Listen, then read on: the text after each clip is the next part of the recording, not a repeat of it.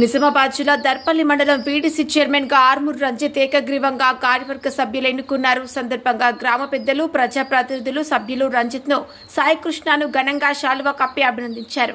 గ్రామ అభివృద్ధి, మౌలిక సదుపాయాల కల్పన, ప్రజా సమస్యల పరిష్కారానికి తన వంతు కృషి చేస్తానని ఆయన అన్నారు. కార్యక్రమంలో ఉపాధ్యక్షులు చిలుక సాయి కృష్ణ, ప్రధాన కార్యదర్శి బంగారు గంగాకుమార్, కోశాధికారి మీసం శోభన్ రాజ్, సహాయ కార్యదర్శులు దాసరి గంగాధర్, చెరిమేల నవీన్, దాసారాములు, గురిజాల లింబాద్రి, శిరస్సు రాకేష్, ఎండి సంసోద్దీన్, కార్యవర్గ సభ్యులు తదితరులు పాల్గొన్నారు.